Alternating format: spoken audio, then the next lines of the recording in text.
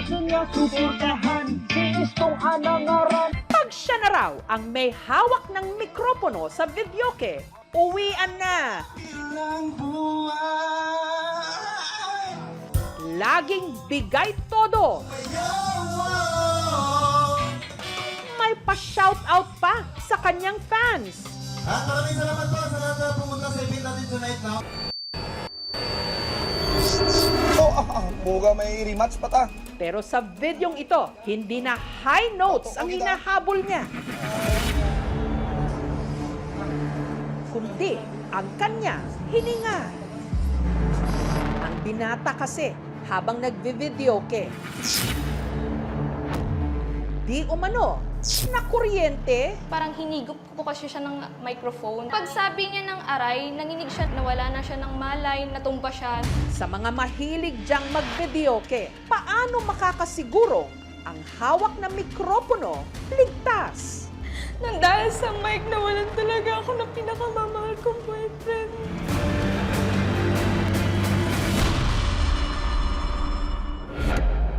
Ang nadali ng di umano killer videoke ang 23 anyos na vlogger mula Kulasi sa Antique na si Simon o mas kilala ng kanyang followers bilang si Super Estong. Abi ninyo, nag-a-absent ko, ha?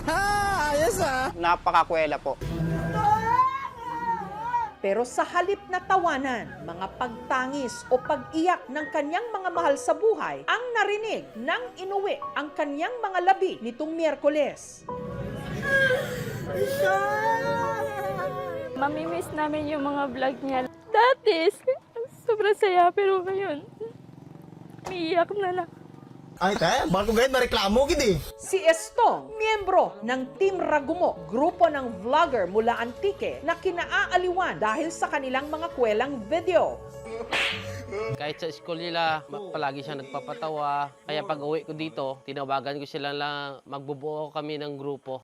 Ang kinikita niya sa pagva-vlog, ipinangsusuporta raw ni Estong sa kanyang pamilya, lalo na sa kanyang tatay Boyet na bedridden na. Nagatugutan na kanaken pang bakal begas, pang dapli, bagat dalok ng klase bata, ma'am, si Estong. Marami siyang pangarap, hindi lang para sa sarili niya, para din sa pamilya niya. Si Estong, pastime daw talagang mag-videoke. Kwento ng kanyang nobya na si Jamela, nitong Lunes, nag-outing ang kanilang barkada sa isang private resort sa Antique. Yung mga kaklase niya yung elementaries nag-graduate ng 4th year college. Nagplano sila na mag-outing for celebration din. Habang nagmamic check yung pinsan ko, kinuha niya. Tapos sabi niya, ako unang kakanta. Pero bago pa man daw makabirit si Estong, biglang Nanginig siya ng konti, nagsabi niya, aray. si Jamela agad kinutubang na kuryente ang kanyang nobyo. Hindi na ako nagdalawang isip na kunin yung wire. Hinila ko sa kanya. Nung pagkuha ko ng wire is doon parang nawala na siya ng malay, natumba siya. Nung pagtumba niya, doon siya umihi. Agad daw nilang isinugod si Estong sa ospital. Mano-mano pa itong binombahan ng oxygen sa loob ng ambulansya. Mord, papastog ko kita, bato ko kita. Kinakausap ko siya na huwag kang matulog. Love anytime, malapit na tayo. May malay pa raw si Estong nung nakarating ng ospital. Mga 4 hours pa siya sinisi-CPR. Ramdam namin lumalaban pa siya. Pero unti-unti raw bumigay ang katawan nito. Wala na, mahina na talaga siya. Kaya doon kami nag-decide na, sige, huwag na lang mag-CPR. Love, makapagod ka lang, gusto mo na magpahinga kasi palagi ka lang nagpapasaya sa amin. Ngayon, baka gusto mo lang matulong. Sige, matulog ka lang dyan, magpahinga ka lang. Kahit masakit, tatanggapin ko. Gusto ko, ma'am, mapatay man ako, masunod ako sana, para nga maway kami. Wala rin si Estong, wala rin matugukan akong kakwarta. Ano tanak-anakin nga pimilang agbay kakup-kup. Pero ang tanong, nakuryente ba talaga si Estong? Lahat po kami tuyo. Oo, 100% naniniwala ako. Nang dahil sa mic, nawalan talaga ako ng pinakamamahal kong boyfriend. Ang pamunuan ng resort tumangging magpa-interview. Gayunman, nagpadala sila ng mensahe.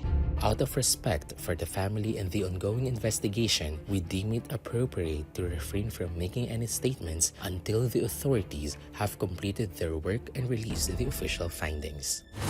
Habang ang PNP nagsasagawa ngayon ng investigasyon. Sa ngayon, ongoing pa po. Kinausap ko po yung family ni Stong. Kung gusto nilang mag-file is at kung willing po silang ipa-autopsy ang bangkay po ni Stong. Pero sabi nila, pag-usapan lang po daw muna nilang pagpamilya. Napag-alaman nila na hindi pala si Estong ang unang humawak ng mic nung araw na yon. Mas nauna raw gumamit nito ang kaibigan ni Estong na si Christian. Pagsaksak ko ng videoke po, yung mismong saksakan parang may sunog, nagamit ko pa yan. Maya-maya, nakaramdam ako ng merong ground yung microphone. Binaliwala ko lang. According po nung nag-interview namin yung caretaker, nire-report naman po nila sa may-ari. Regular niya naman po chine-check ang unit niya. Ang videoke machine nasa kustodiya na ngayon ng PNP. Nagko-coordinate pa po tayo sa mga ibang agency para mabigyan po tayo ng certified or licensed electrician po para mabigyan po tayo ng certification kung talaga pong may diferensya or may faulty electrical wiring. Nire-replace kagad natin yung mga malfunctioning devices. Tapos, kumukontak kagad tayo sa mga electrical practitioners para i-troubleshoot. Kapag mag-approach tayo sa isang live na circuit, device, appliance, i-check natin kung properly insulated ba tayo. Because that's the first line of defense para hindi tayo mag-ground. Ang ospital kung saan tinugod si Estong tumangging magpa-interview pero nagpadala sila ng written statement. At present, a thorough review is being conducted to establish the clinical facts and ensure compliance with applicable medical procedures. Any further information regarding this matter will be disclosed only as appropriate in accordance with applicable laws and regulations. Marami pong pwedeng maging dahilan ng ating cardiac arrest. Posible pa rin talaga na nakuryente siya. Merong mga voltahe ng kuryente na masyadong malakas, kaya mas malaking kuryente ang papasok sa katawan. Magkakaroon tayo ng tinatawag na arrhythmia, kung saan ang puso ay parang pumipitik na lang ng halos wala na siyang naibobomba ng maayos. Gusto ko lang, ma'am, tawaan ka ng justisya, sistong. Ma'am, hindi ko mabaton, ma'am, nga. Mawala, sistong, ang murang kaplanggalan sa akin, ma'am. Pag napatunayan po namin na meron pong negligence sa part po ng resort owner, pwede po silang kasuhan ng reckless imprudence resulting to homicide since po na namatay po yung victim. Kung gaano karami ang papatawa mo, buhay ka pa. Mas marami na yung napaiyak mo ngayon, Stong. Salamat na lang sa mga alaala, pagpapatawa. Yung mamimiss ko sa kanya, yung kakanta siya ng Ikaw Sana, yung kay Ogie. Yung part ng huling kanta na Ikaw Sana, tapos ginagawa niyang Ikaw Jamela. Gigising na lang ako na ang tahimik na. Wala na siya, wala nang kakausap sa akin. Love, magpahinga ka na dyan. Ako na bahala sa sarili ko, love. Yung mga iniwan mo dito, yung mga pangarap mo, huwag kang mag-alala. Unti-unti kong gagawin yun para sa'yo. Hindi talaga natin malalaman kung kailan matatapos ang awitin ng buhay.